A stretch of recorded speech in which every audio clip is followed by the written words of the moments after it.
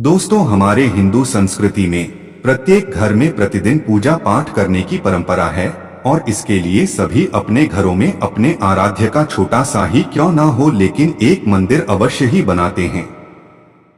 नियमित पूजा पाठ करने से न केवल मन को शांति मिलती है बल्कि पूरा घर सकारात्मक ऊर्जा से भर जाता है। परंतु यह बात भी सच है कि पूजा पाठ करने के कुछ नियम भी होते हैं जिन्हें यदि हम नजरअंदाज कर देते हैं तो हमें हमारी पूजा का पूरी तरह से फल प्राप्त नहीं होता। पूजा करने के नियम प्राचीन काल से ही चले आ रहे हैं, जो कि एक ठोस धरातल पर आध्यात्मिक और वैज्ञानिक दोनों ही दृष्टिकोण से ध्यान में रखकर बनाए गए हैं। इसलिए हमें इन नियमों को बिल्कुल भी अनदेखा नहीं करना चाहिए।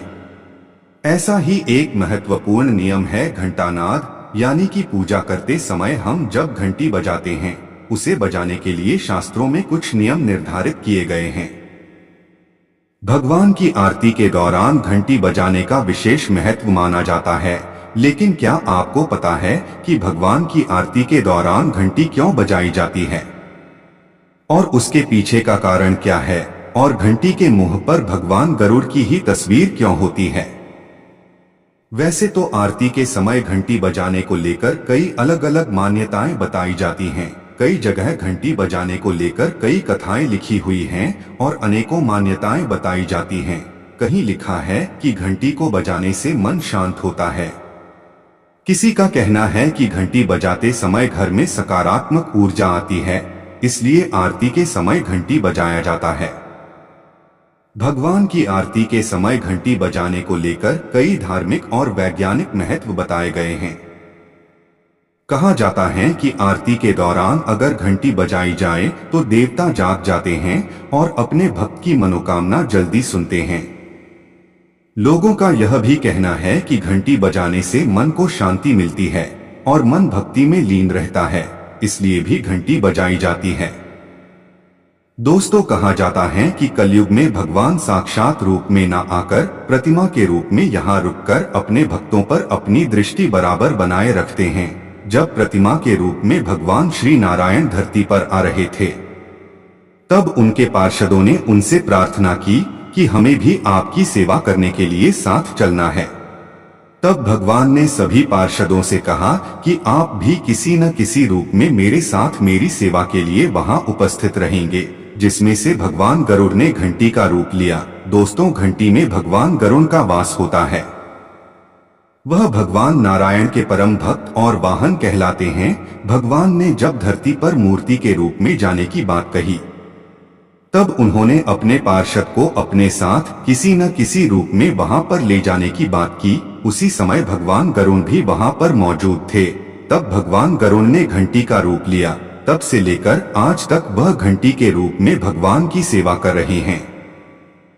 भगवान के किसी भी पूजन में, भगवान की आरती में या भगवान का भोग हो या कोई भी चीज बिना भगवान गरुड़ के बिना नहीं होती है और भगवान गरुड़ घंटी में वास करते हैं। इसलिए पूजा अर्चना जैसे सभी कार्यों में घंटी का उपयोग किया जाता है और इसलिए घंटी के मुंह में भगवान गरुड़ की आकृति होती है, क्योंकि घंटी में उनका वास होता है। शास्त्रों में देवताओं के सामने घंटी बजाने का बहुत अधिक महत्व बताया गया है, जिसे हम इस कृष्ण श्लोक के द्वारा समझ सकते हैं। आगम अर्थम तु देवानाम, गमन अर्थम तु राक्षसाम, घनत्ता रावम करोमय यदो देवता अवाहन लांछनम। इसका अर्थ है कि घंटी बजाने से देवताओं का आगमन और राक्षसों का गुमान होता है, और जो घंटियां राक्षसों से हमारी रक्षा करती है उसे हमारा नमन है। तो चलिए दोस्तों, जान लेते हैं कि पूजा करते समय जब हम घंटी बजाते हैं तो उसके पीछे क्या कारण है, घंटी बजाने के क्या नियम है और पूजा के वक्त घंटी बजाते समय होने वाली गलतियां कौन सी हैं जो हमें भूलकर भी नहीं करनी चाहिए। दोस्तों, क्या आपने कभी अपने घर के मंदिर में रखी हुई घंटी को ध्यान से देखा है? अगर आप ध्यान से देखेंगे तो आपको घंटी के ऊपरी हिस्से पर, यानी जहां से हम इसे पकड़ते हैं, उस पर गरुड़ बना हुआ दिखाई देता है। अंततः घर पर जो हम घंटी इस्तेमाल करते हैं उसे गरुड़ घंटी कहा जाता है।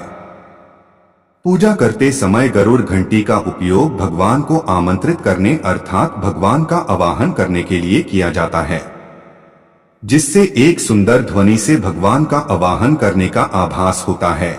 जब हम विधि विधान से पूजा करते हैं तो उसमें घंटी का उपयोग अवश्य रूप से करते हैं। पूजा संपन्न होने पर आरती करते समय विशेष रूप से घंटा नाद होना चाहिए, नहीं तो हमारी पूजा आधी अधूरी मानी जाती है। परंतु हम में से अधिकांश लोग इसे मात्र एक सामान्य प्रक्रिया मानते हैं और पूजा करते समय घंटी बजाना भूल जाते हैं। तो आइए जानते हैं उन नियमों के बारे में जो आपके प्रश्नों पर आधारित है, जिनका उत्तर मैं आपको शास्त्रों के अनुसार देने का पूरा प्रयास करूंगा। तो वीडियो को पूरा जरूर देखें और अगर आपको आज की वीडियो अच्छी लगे तो इसे लाइक जरूर कीजिएगा। जय मां लक्ष्मी। आपके इस वीडियो को जो भी लाइक और चैनल को सब्सक्राइब करें, उसके जीवन में कभी भी धन की कमी न होने देना।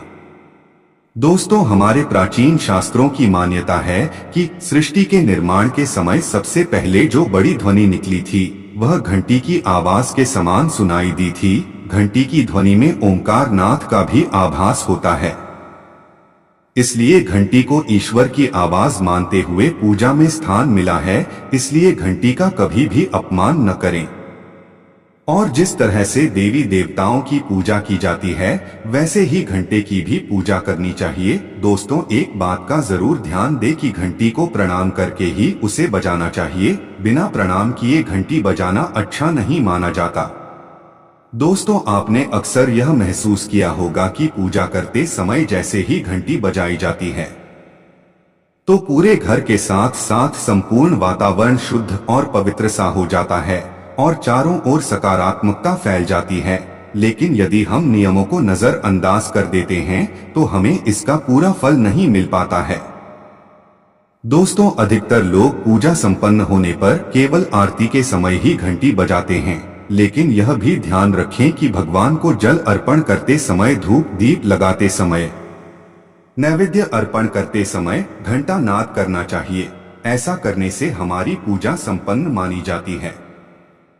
दोस्तों, घंटी बजाते समय भगवान का नाम अथवा आरती अवश्य बोलनी चाहिए। 1 या 2 मिनट ही क्यों ना हो, परंतु प्रतिदिन सुबह शाम घर में घंटी अवश्य बजानी चाहिए। यदि आपको अपने घर में या अपने आप में नकारात्मकता महसूस हो तो आप थोड़ी देर के लिए भगवान के सामने घंटी अवश्य बजाएं, सारी नकारात्मकता नष्ट हो जाएगी। दोस्तों, भारत की परंपरा मिट्टी से जुड़ी हुई है, इसीलिए मंदिर में पारंपरिक मिट्टी का दीपक अवश्य होना चाहिए। अगर आप मिट्टी का दीपक नहीं रख सकते हैं तो धातु के दीपक का उपयोग करें। अगर भगवान में आपकी आस्था ज्यादा हो तो आपको उपला रखकर गुड़ और घी का धूप भी दे सकते हैं। ऐसा करने से घर में सुख शांति बनी रहती है। दूसरी चीज, घर के मंदिर में स्वस्तिक अवश्य होना चाहिए, क्योंकि स्वास्थ्य आपके घर की शक्ति, सौभाग्य, समृद्धि और शुभता का प्रतीक माना जाता है। यही मुख्य कारण है कि कोई भी शुभ कार्य करने से पहले स्वस्तिक का चिन्ह अवश्य बनाया जाता है। तीसरी चीज है कलश। भगवान श्री कृष्ण कहते हैं, कलश सुख और समृद्धि का प्रतीक है। अपने मंदिर में रोली कुमकुम से स्वस्तिक बनाकर उस पर मंगल कलश अवश्य रखें। ऐसा करने से घर में सदैव समृद्धि बनी रहती है और ऐश्वर्य की प्राप्ति होती है। चौथी चीज, बहुत ही कम लोग जानते हैं कि शंख की उत्पत्ति समुद्र से निकले 14 रत्नों के साथ हुई थी। इसी कारण से शंख मां लक्ष्मी को अत्यंत प्रिय है। शंख की ध्वनि से सकारात्मक ऊर्जा का भी संचार होता है, इसीलिए मंदिर में शंख अवश्य होना चाहिए। शंख के घर में उपस्थिति से मां लक्ष्मी प्रसन्न होती है और उस घर में कभी भी धन की कमी महसूस नहीं होती। पांचवी चीज, मंदिर में आपने घंटी तो अवश्य देखी होगी, क्योंकि घंटी को शुभ माना जाता है।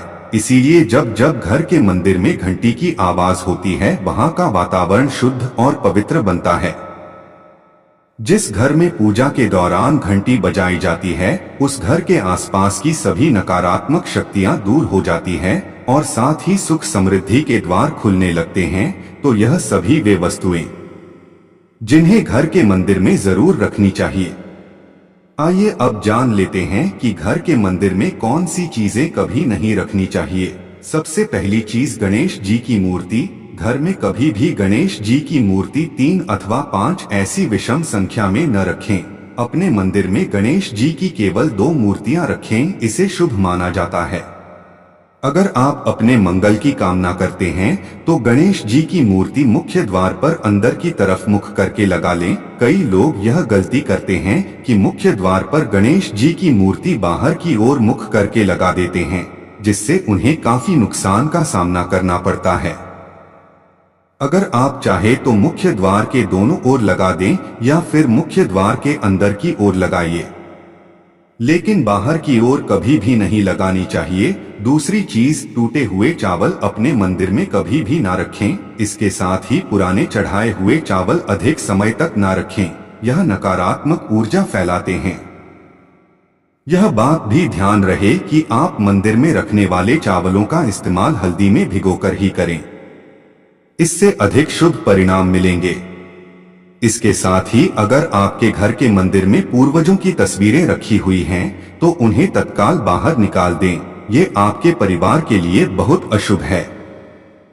धर्म ग्रंथों के अनुसार पूर्वज पूजनीय है, लेकिन वह देवताओं के बराबर नहीं है। इसलिए अपने पूजा घर में कभी भी मृत परिजनों की तस्वीरें ना रखें। ये आपके लिए अशुभ संकेत है।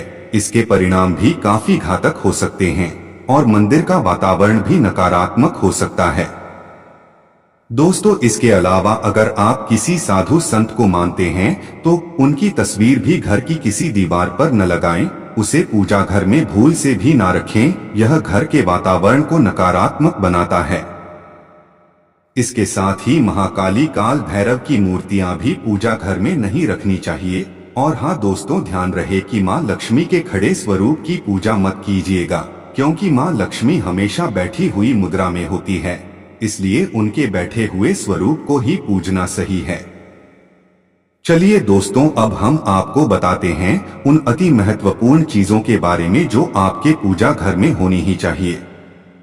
धर्म ग्रंथों में इन चीजों को अत्यधिक पवित्र और खुशहाली के साथ साथ समृद्धि का प्रतीक माना गया है। ये चीजें आपको खुशियों की चौखट पर खड़ा करती है, इसलिए यह आपके मंदिर में होनी ही चाहिए। दोस्तों, गंगाजल की पवित्रता के बारे में तो आप जानते ही होंगे। माँ गंगा जो हर किसी के पापों को धो देती है, लोगों को शांति देती है। अगर आप भी अपने जीवन में सुख और शांति कायम रखना चाहते हैं तो घर के मंदिर में गंगाजल होना ही चाहिए। इसके लिए आप एक तांबे के पात्र में गंगाजल को भरकर रख सकते हैं। यह आपके परिवार में सुख शांति का प्रतीक है, जो घर की पवित्रता को भी बनाए रखता है।